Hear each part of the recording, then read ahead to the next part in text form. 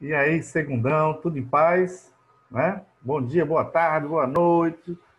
Vamos lá? Vamos continuar, vamos começar e dar continuidade aí aos nossos estudos. Espero que todos estejam bem, né? Na santa paz do nosso Criador. E aí vamos retomar, né, galera? Ó, nós vimos na aula passada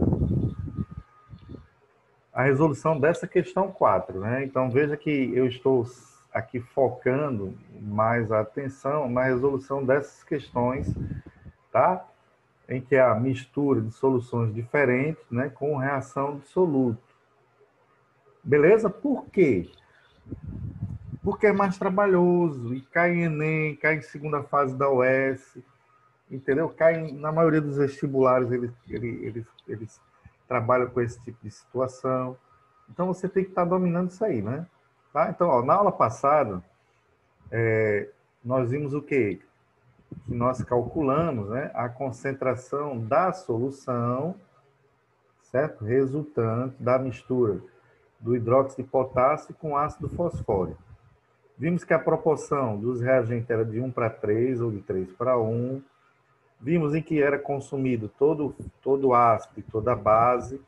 Não tinha reagente limitante nem reagente em excesso, né? Os dois foram consumidos. Tá legal? E o que resultou foi uma solução com sal dissolvido em água. Tá? Veja que interessante. Eu tenho uma solução que é um ácido e tenho uma solução que é uma base. Quando eu junto os dois, o ácido e a base desaparece e há a formação do sal e água. Então, o que resulta é sal dissolvido em água. E aí calculamos a concentração desse sal, né, na água. Tá? Então, para cada litro que eu preparar, que nós preparássemos, ou que nós viermos a preparar, com essa quantidade de matéria, que é o sal, 0,15 mol, certo?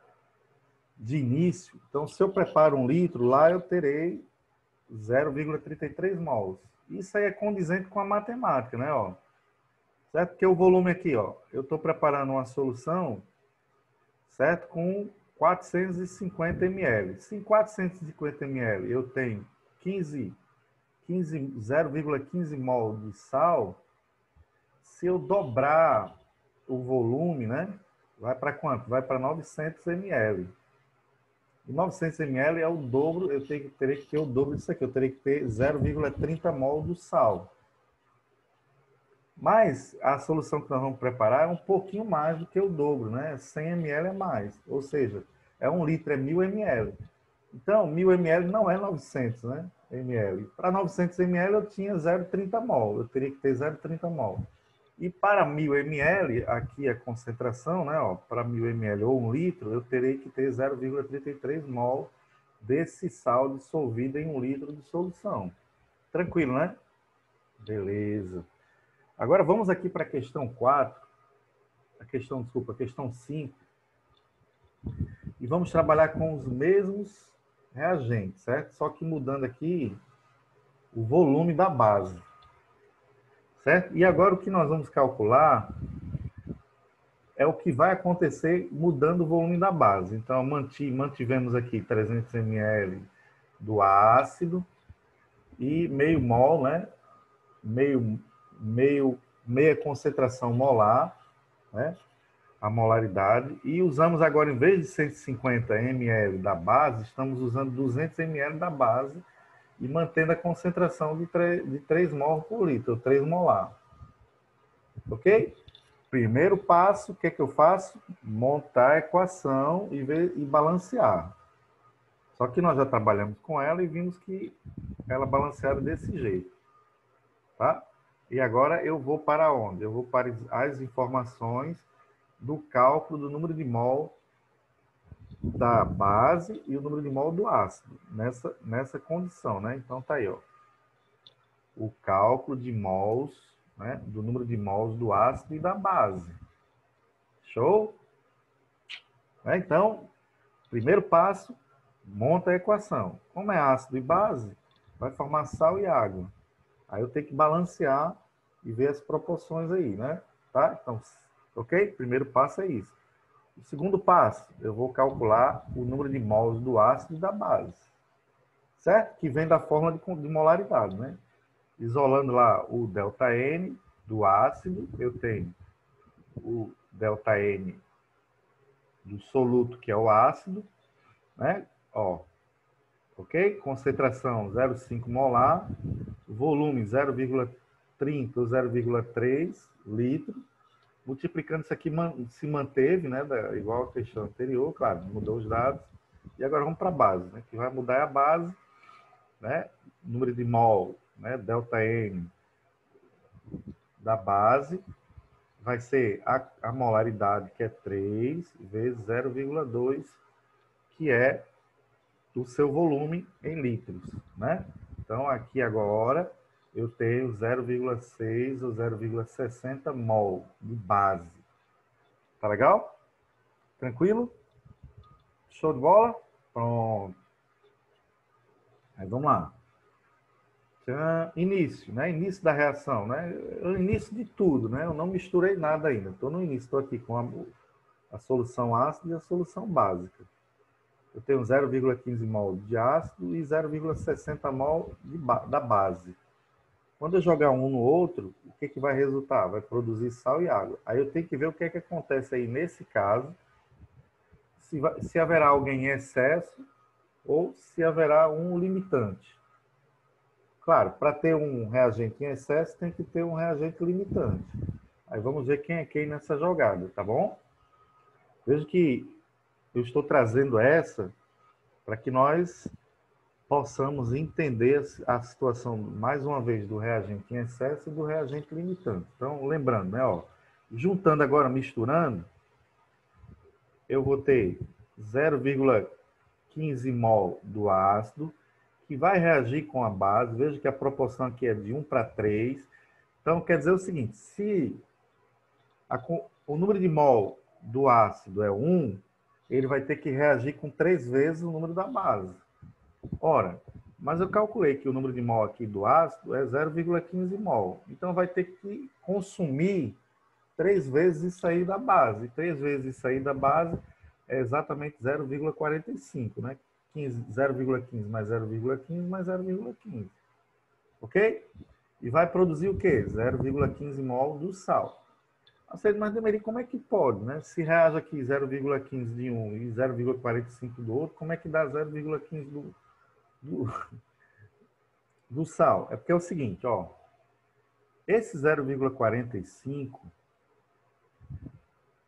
vamos analisar aqui o hidróxido de potássio, né? Eu tenho 3 mols de hidróxido de potássio. Isso aqui é um composto iônico, galera. Lembrando que quando joga em meio aquoso, ele sofre dissociação. Separa o cátion e separa a hidroxila, né? Só que quando separa aí, eu vou ter 3 potássio, 3K+, e 3 OH-, em termos de mol que está me dando a reação. Ok? Isso quer dizer o seguinte, que se eu tenho, na realidade, essa quantidade de base, quando sofre dissociação, eu vou ter a mesma quantidade, certo? Os 3K+ equivalem a 0,60 mol de K+. E os 3 OH- equivalem a 0,60 mol de OH-. Tranquilo? Então, vamos lá. No caso do ácido, aqui está sofrendo ionização. Certo? Por quê? Porque é uma molécula, não tem excesso de cargas, mas quando joga em meio aquoso, sofre esse fenômeno que os hidrogênios saem protonados, isso é uma característica dos ácidos, né? Então aqui vai sair 3 hidrogênios protonados e esse conjunto todo aqui, o PO4, 3-, que é o fosfato. É o íon complexo fosfato. Ok? Então, eu vou ter 3H+, esses 3H+, eu tenho 0,15 mol, equivale a 0,15 mol de H+. E o PO4 3- equivale a 0,15 mols de PO4 3-. Certo? O que está sendo consumido aqui, ó, é por esse 0,15 que equivale a quem? Equivale o PO4. Veja que o PO4 está no sal aqui, ó. Mas eu só tenho 0,15.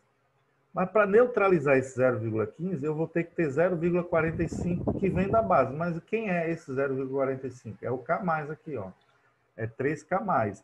Então, para produzir isso aqui de sal, eu tenho que me associar com essa massa de potássio.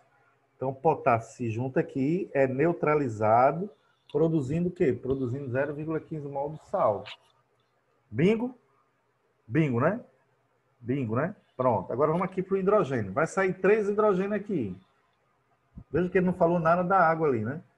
Vai sair 3 hidrogênios, que é 0,15. Os 3 hidrogênios juntos. E vai consumir quem? Vai consumir também a mesma quantidade da base, do OH, para produzir água.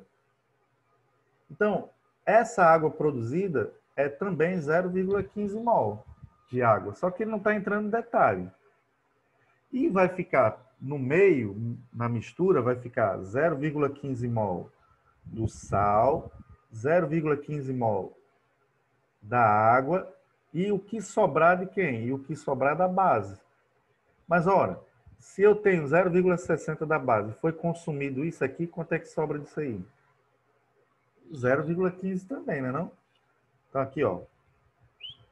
Tá aqui. No final, é consumido todo o ácido, é produzido isso aqui do sal, que nós já sabemos, e fica isso aqui, ó, no meio aquoso lá no final. Então, lá no final vai ter o sal, vai ter água e vai ter isso aqui de base também que sobrou. Então, o meio vai estar básico. Tá? Vai estar ligeiramente básico. Então, o que ele quer saber é justamente isso, ó. Ele quer saber quem é um reagente em excesso. O reagente em excesso é a base. Quem é um reagente limitante? O reagente limitante é o ácido. Tá claro aí, galera? Caríssimo, como água transparente em um riacho não poluído, né? Beleza? Pronto. Então, ó, agora vamos aqui, continuando. O que ele quer? Ele quer a concentração molar nessa solução resultante dessa quantidade de base. Só que eu tenho que juntar aqui, ó, o meu volume, né, que foi juntado aqui, ó, 200 e 300. Eu vou lá, jogo na fórmula da molaridade.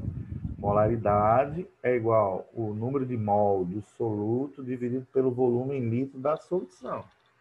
Então, o mol do soluto em excesso aqui é 0,15. Substituo, né? Tá? E vou substituir agora o volume que eu vou passar para litro dividido por 1000. Tá 0,5. Isso aí, um dividido pelo outro, a concentração molar da base no que resultou da solução é 0,30 molar, ou 0,30 mol por litro. Tá claro aí? Beleza? Né? Tranquilo, né? Então, aí eu identifiquei o meu reagente em excesso, o meu reagente limitante, certo? Não esqueça que, primeiro passo, eu tenho que montar a equação, balancear a equação, observar as proporções, saber quem sofre dissociação e saber quem sofre ionização. Então, a dica, todo ácido começa com hidrogênio, tendo ele na sua composição oxigênio ou não, né? Tá?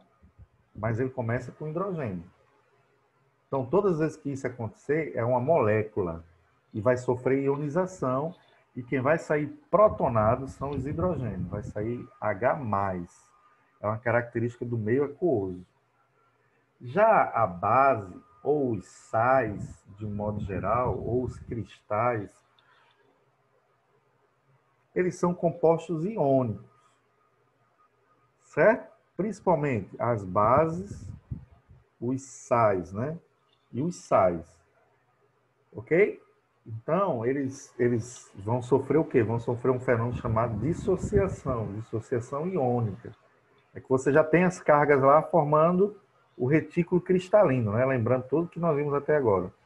Quando eu jogo em meio aquoso, vai haver uma coisa chamada solvatação, que é a água atacar esse retículo cristalino e separar o cátion do ânion.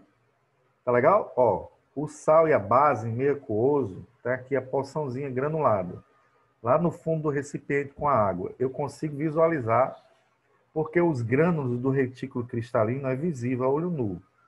Quando sofre a solvatação, o ataque da água aos retículos cristalinos, separa o cátion, os cátions e os ânions, e isso aí, cátion e ânion, são espécies microscópicas e fica em meio aquoso, só que nós não conseguimos visualizar, mas sabemos que ele está lá. Beleza? Bingo? Fechamos essa para não ficar longo. Façam a revisão. Um beijo no coração, um forte abraço. Fique com o nosso Criador. E na próxima aula nós continuamos aí falando de ciência, né, galera? Valeu, um cheiro nas orelhas.